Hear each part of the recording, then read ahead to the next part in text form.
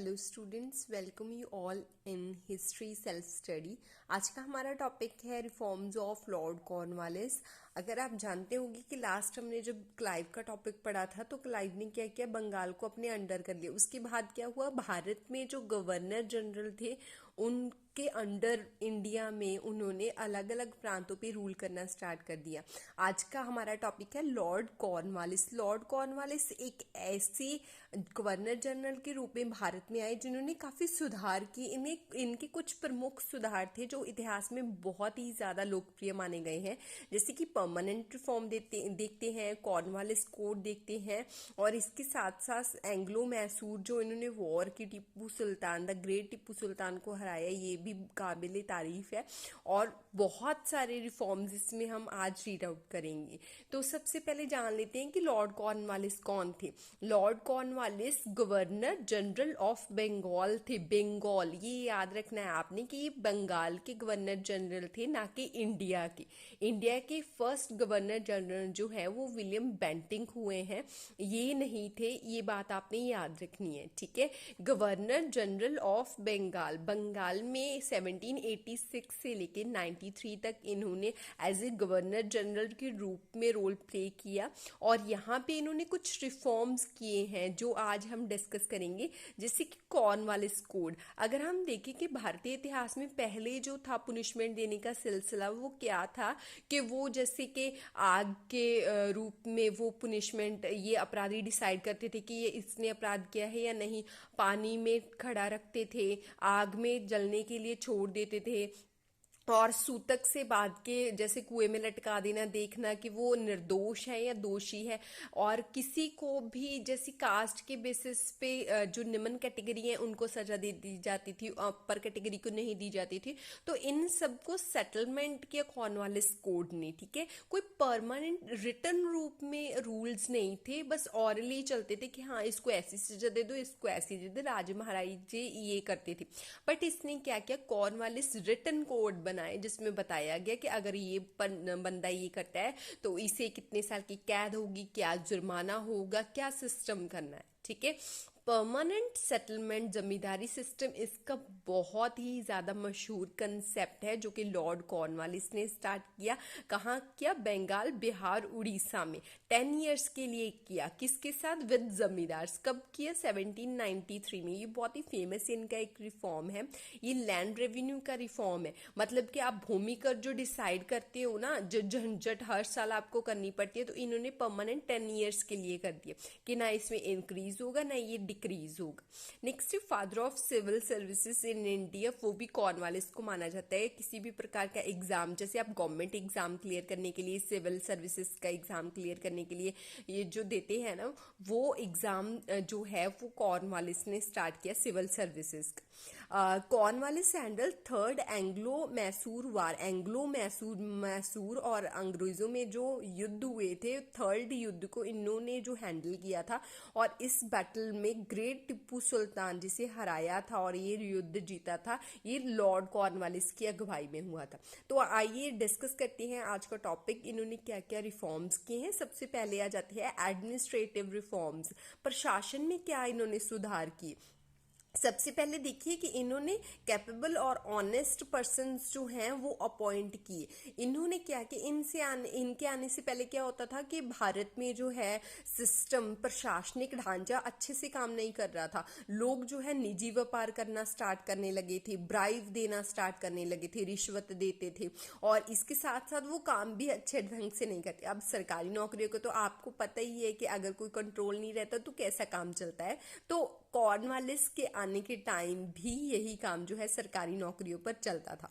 इन्होंने क्या किया, आके सबसे पहले प्रशासन ढंग को फुर्ती से चलाने के लिए योग्य और ईमानदार पर्सन्स को अपॉइंट करना स्टार्ट किया।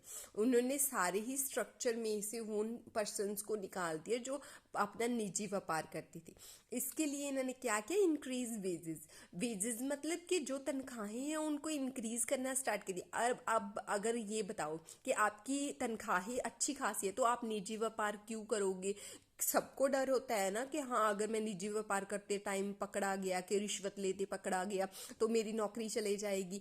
आप करते क्यों हो वो? क्योंकि आपकी तनख्वाह कम होती है। लॉर्ड कॉर्नवालिस ने क्या किया कि हम भैया आप ये करते हैं कि आपकी तनख्वाह इंक्रीज कर देते हैं, अब इसके बाद भी अगर आपने निजी व्यापार करना चालू रखा तो आप तो अपनी जॉब से हाथ धो बैठोगे। तो इन्होंने व्यापार जो है, वो जो गवर्नमेंट जॉब्स थी उनकी सैलरीज इंक्रीज कर दी कि अब काम अच्छे से करो, अब भी अगर कंप्लेन आई तो आप जॉब से निकलो, ठीक है। स्टॉप प्राइवेट ट्रेड, वो स्टॉप कैसे किया उन्होंने? उन्होंने अभी वेजेस जो है इनकम इंक्रीज कर दी, और साथ में ये कहा कि अब भी अगर आप प्राइवेट व्यापार जो है चालू रखोगे तो आपको नौकरी से जाना पड़ेगा। इसके आने से पहले लॉर्ड कॉर्नवालिस के भारत में बहुत सारा निजी व्यापार चलता था। जो भी पर्सन जो है ब्रिटिश गवर्नमेंट के अंडर आता था, वो धीरे धीरे यहाँ पे आके जैसे भारतीयों से रिश्वत लेना, अपनी मनमर्जी के रेट लगाना, कंपनी को कुछ और रेट पे प्रोडक्ट बेचते थे, तो ऐसे वो अपने बीच में से जो है वो निजी व्यापार कर लेते थे। तो कॉर्नवालिस ने आके इसे रोक दिया। उन्होंने कहा कि मैं आपकी इनकम ही बढ़ा देता हूँ, आप निजी व्यापार करना बंद करो, इसके बाद आपकी कोई कंप्लेन नहीं आनी चाहिए, ठीक है। Did not appoint Indians on high post, Lord Cornwallis ने हाई पोस्टों पे, गवर्नमेंट पोस्टों पे कभी भी इंडियंस को अपॉइंट किया ही नहीं। इसका कारण क्या है? वो मानता था कि एक तो भारतीय कामचोर होते हैं, वो भ्रष्ट होते हैं, और ना ही काम को अच्छे ढंग से कर पाते हैं। ये उनकी थिंकिंग बिल्कुल ही गलत थी। असल में वो भेदभाव करते थे इंडियन और यूरोपियन का, इसलिए उन्होंने कभी भी अपॉइंट नहीं किया। इस थिंकिंग को चेंज करेंगे आके लॉर्ड विलियम बेंटिक, क्योंकि भारतीय जो है वो बहुत ही ज़्यादा कैपेबल होते हैं, आसानी से और इजी तरीके के साथ वो काम करते हैं, जिसके लिए सैलरीज भी बचती है। अब अगर आप एक यूरोपियन के मुकाबले इंडियन को देखो, इंडियन जो है कम पैसों में वो काम करने के लिए तैयार हो जाता है, बट यूरोपियन जो है वो अपनी प्रेस्टिजियस के अकॉर्डिंग ज़्यादा से ज़्यादा पैसे लेगा। इसीलिए तो फॉरेन में भी आजकल इंडियंस का रिवॉल्ट चल रहा है ना। वो बोलते हैं कि जहाँ भी इंडियंस पंजाबीज जाते हैं वो कम रेटों पे जो काम करने के लिए तैयार हो जाते हैं, इसीलिए वहाँ के जो नेटिव लोग हैं, स्थानिक लोग हैं, वो उनके अगेंस्ट जाते हैं। तो यहाँ पे भी इंडियंस को उन्होंने हाई पोस्टों पे अपॉइंट नहीं किया। उन्होंने कहा कि ये भ्रष्ट होते हैं, कामचोर होते हैं, लेजी होते हैं, मैं इन्हें अपॉइंट नहीं करूंगा। बट विलियम बेंटिक ने कहा कि नहीं नहीं, ऐसा नहीं है कि आप उनकी कंट्रीज में रहते हो, आप उनको अपॉर्चुनिटी नहीं दोगे, कैपेबल जो इंडियंस हैं उनको जॉब्स नहीं दोगे तो कैसे चलेगा, ठीक है। ये इनकी सोच जो है गलत थी। नेक्स्ट आ जाता है जुडिशियल रिफॉर्म्स। जुडिशियल रिफॉर्म्स में अगर हम देखें तो उन्होंने बहुत सारे कोर्ट्स का एक जाल जो है वो वेब क्रिएट किया था। उन्होंने जैसे लोअर सिविल कोर्ट्स बनाई थी कि यहाँ जो छोटे मोटे मुकदमे हैं, जैसे 50 रुपए से लेकर मुकदमे हैं, कम के मुकदमे हैं, तो वो मुंसिफ और डिस्ट्रिक्ट जो कोर्ट है, अमीन, मुंसिफ, जिला अदालतें ये सॉल्व करेंगी, यहाँ पे ये मुकदमे हुआ करेंगे। इसके बाद जो नेक्स्ट कोर्ट्स हैं, यानी कि 1000 रुपए तक का जो मुकदमा है 50 से लेके, वो प्रोविंशियल कोर्ट्स देखेंगी। ये इन्होंने प्रोविंस, प्रांत में, यानी कि जो भी प्रांत है, जैसे हम इंडिया में हम देखें कि लाइक पंजाब है, राजस्थान है, गुजरात है, ऐसे प्रोविंस में इन्होंने प्रांतों में 4 अदालतें स्थापित की। ये बहुत ही इंपॉर्टेंट टर्म है। 4 अदालतें कौन सी थी? एक तो है कलकत्ता, एक है पटना, मुर्शिदाबाद, ढाका। ये 4 स्थानों पे इन्होंने प्रोविंशियल कोर्ट बनाई थी। यहाँ पे 1000 रुपए तक के मुकदमे जो है सुने जाते थे और इनके फैसले होते थे। नेक्स्ट आ जाता है कि सदर सिविल कोर्ट्स। सदर सिविल कोर्ट क्या थी? इसमें गवर्नर जनरल और मेंबर ऑफ काउंसिल जो है ये फैसला करती थी। मीन्स कि ये बहुत ही बड़ी अदालत मानी जाती थी, और यहाँ पे 5000 तक के जो है रुपीस का फैसला किया जाता था। नेक्स्ट आ जाता है criminal law system. Criminal courts क्या है? जैसे इसमें यूरोपियंस के साथ साथ काजी और मुफ्ती, मुफ्ती जो पंडित जैसे होते हैं जो कि हिंदुइज्म के होते हैं, काजी जो होते हैं वो जुडिशियल वर्कर होते हैं मुस्लिमिज्म के। तो ये दोनों हिंदू और मुस्लिम की सहायता से जो है ये न्याय करेंगे यूरोपियंस। मीन्स के जैसे अगर आप मानो कि आप किसी दूसरे देश में जाते हो, वहाँ के पर्सन्स के वहाँ पर्सन्स के लिए न्याय करते हो, बट वहाँ का जो स्थानिक मेंबर है वो जज वहाँ पे होगा ही नहीं, तो आपके यहाँ पे ट्रस्ट भी नहीं होगा। इसलिए यूरोपियंस यहाँ पे आए थे, वो मुकदमों का फैसला करते थे, भारतीय उन्हें एक्सेप्ट नहीं करते थे क्योंकि उनका कोई पर्सन तो ऐड ही नहीं होता था। इसीलिए अब क्या किया कि काजी और मुफ्ती को भी साथ में रखेंगे कि भैया हाँ ये भी आपके धर्म के लोग हैं, ये भी हमें सपोर्ट करेंगे, हमें बताएंगे कि इन्होंने ऐसी पनिशमेंट मिलनी चाहिए, इन्होंने ये अपराध किया है तो उनको ये सजा मिलनी चाहिए।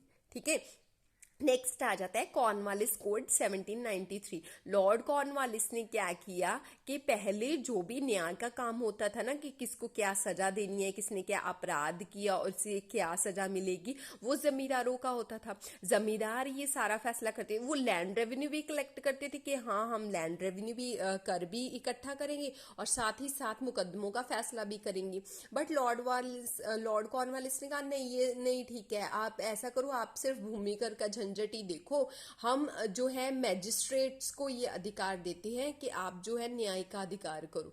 और इसीलिए उन्होंने क्या किया, रिटन कोड्स बनाए, compile a code regarding all kind of law. कोई भी जो नियम था उसे रिटन रूप में लिखना स्टार्ट किया कि देखो भाई इसने किसी का मर्डर कर दिया तो इसको इतने साल की कैद होगी, ये पुनिशमेंट होगी, ये जुर्माना होगा। इसने दूसरे से जो है ठगी की है, इतने पैसे उसके मारे हैं तो इसको ये सजा होगी। इसने गाली गलौज की है, उसको ये बोला है तो इसको ये सजा होगी। अभी क्या हुआ, रिटन फॉर्म में असल में कानून जो है लिख के सामने आने लगे। पहले क्या होता था, ऑरली होता था कि इसने ये किया, इसको हाथी के पैरों के नीचे देके कुचलवा दो, इसके हाथ पैर तोड़ दो, इसके जो है जुबान नोच लो। तो ये कहाँ के कानून थे। कॉर्नवालिस ने कहा ये तो अनमनुखी है, ये तो ह्यूमन सेक्रीफाइसेस में आते ही नहीं, ये कौन से हैं, इलीगल है बिल्कुल ही। तो लीगल रूप से आप पुनिश करो, आप सजा दो, आप उनको जो है कैद करो,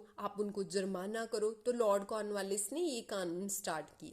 नेक्स्ट आ जाता है पुलिस रिफॉर्म्स। उन्होंने कहा कि हाँ अभी अगर सजा देनी है तो लॉ एंड ऑर्डर भी होना चाहिए, पुलिस रिफॉर्म सबसे पहले करने पड़ेंगी। क्यों, अपराधों का पता लगाना तो अनिवार्य है ना।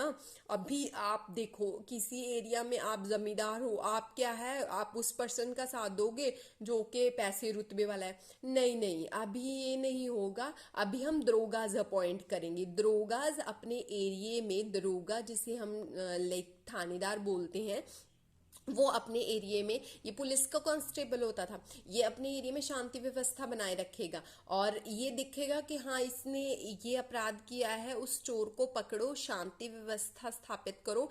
ये पुलिस सिस्टम क्या करता था, शांति व्यवस्था स्थापित करता था, ये सिर्फ अपराधियों को पकड़ता था। सजा कौन देता था, ये कोर्ट्स जो होते हैं, ये सारे कोर्ट्स सजा देती थी। ठीक है, ये काम इनका होता है। तो ये मॉडर्न पुलिस सिस्टम जो देखते हैं, ये स्थापित करने वाला पर्सन कौन था, लॉर्ड कॉर्नवालिस। उसने क्या किया कि हर डिस्ट्रिक्ट में आगे पुलिस स्टेशन बना दिए जिसे हम थाना बोलते हैं, और हर एक पुलिस स्टेशन का थाने का एक इंचार्ज होता था जिसे दरोगा बोला जाता है। ये शांति व्यवस्था स्थापित रखता था अपने एरिया में। नेक्स्ट आ जाता है ट्रेड रिफॉर्म्स। लॉर्ड कॉर्नवालिस के पहले क्या करता था, निजी ट्रेड चलता था, निजी व्यापार चलता था कि जी अब ब्रिटिश एम्प्लॉयज क्या करते थे, अपनी मनमर्जी के रेट लगाते थे। वो गवर्नमेंट को नेक्स्ट बोलते थे कि हाँ हाँ इन्होंने जमींदारों ने इतना रेट बोला है, आप इतने पैसे दे दो, हम उनसे व्यापार कर देंगे। कॉर्नवालिस ने कहा कि नहीं ऐसा नहीं होगा, आप बीच में जो बचोला बनते हैं ना, अपने पैसे रखते हैं, ये बिल्कुल सही नहीं है। उन्होंने क्या किया, लॉर्ड कॉर्नवालिस ने अभी चीजें डायरेक्ट रूप से बाय करना स्टार्ट कर दी। कहाँ से, जमींदार और ट्रेडर से। इससे क्या हुआ, ब्रिटिश ईस्ट इंडिया कंपनी को फायदा होना स्टार्ट हो गया क्योंकि बीच में से जो बचोला है वो कट हो गए। ठीक है, और मटेरियल भी गुड मिलने लगा और रेट्स भी जायज लगने लगे। तो ये जो है इन्होंने ट्रेड रिफॉर्म्स किए थे। नेक्स्ट आ जाता है मोस्ट इम्पॉर्टेंट इनका जैसे है परमानेंट सेटलमेंट। ये बहुत ज्यादा जरूरी है, 1793 में इन्होंने किया।